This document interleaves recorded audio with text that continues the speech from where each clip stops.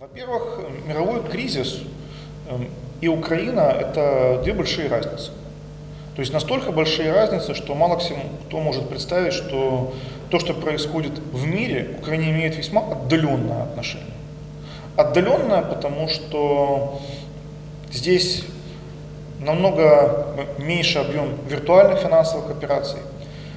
Здесь практически не существует рынка деривативов. То есть тех проблем, которые существуют на Западе и которые привели к тем кризисным явлениям, которые были, здесь, в общем-то, нет. Украинский кризис в основном наступил благодаря местным условиям. И он будет продолжаться. И продолжаться он будет, на мой взгляд, намного дольше, чем таковой же кризис в мире. Потому что, скажем так, на те внешние незадачи, которые есть, они действительно есть, и Украина значительную часть своего бюджета получает от экспорта, будут накладываться внутренние проблемы и усугубляться. Насчет затягивания поясов. А с чего вы взяли, собственно говоря, что затягивать пояса нужно? Да? Главное, кому их затягивать.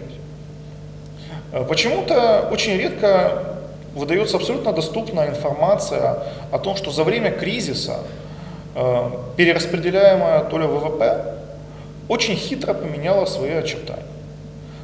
Доля государства почти во всех странах мира осталась, какой и была. Доля зарплат уменьшилась, а доля доходов корпораций увеличилась. Нет ни малейшего смысла, на самом деле, ни повышать пенсионный возраст, ни снижать зарплаты, по тому причине, что денег, на самом деле, хватает. Но снижение зарплаты, уменьшение пенсионного возраста дает возможность корпорациям существовать на том уровне доходов, к которому они привыкли. И если уж говорить о затягивании поясов, то я думаю, что нужно говорить о затягивании петли на шею корпораций. Вот только в этом случае будет как-то перераспределяться система в сторону людей.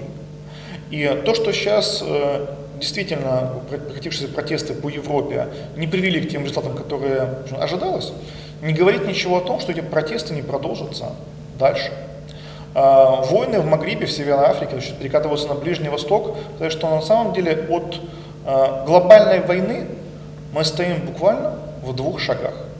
Операция в Ливии, на мой взгляд, и достаточное количество экспертов, это активная фаза Третьей мировой войны.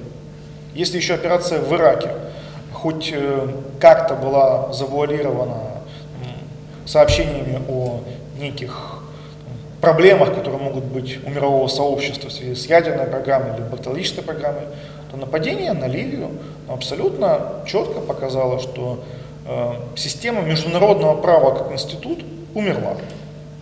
Все скончалось, и дед благополучно себе лежит в гробу. На ее место пришла система права сильного. И здесь я не то что не исключаю, я прогнозирую, что подобные же события, которые проходили в Тунисе, в Египте, в Йемене, в Бахрейне, они благополучно перекочуют в Европу и будут продолжаться там. Только уже следующие выступления будут не настолько мирными, как они были. Потому что люди действительно не понимают, пока не понимают, а скоро очень четко осознают, что предлагается затянуть пояса исключительно тем, кто работает. А вот тем, кто живет за счет маржинальной прибыли, те, что живет за счет присвоения себе, соответственно, распределяемой прибыли, те продолжают великолепно жить, хорошо, изумительно. Можно посмотреть замечательную ситуацию о том, какое количество миллиардеров из Украины присутствует в топе Форбса. Между прочим, количество миллиардеров в Украине превышает таковое в соседней Польше. Хотя уровень жизни в Польше выше, чем в Украине. Средняя зарплата порядка 900 евро. Кстати, о птичках. Уровень оплат, стоимости жилищно-коммунальных услуг в Польше ниже, чем в Украине. Стоимость продуктов ниже. Стоимость товаров ниже. А миллиардеров в Украине больше. Что касается России, Вообще на душу населения больше всего миллиардеров. Больше, чем в США, на сегодняшний момент. А в Москве, если не ошибаюсь, там 52 миллиардера живет.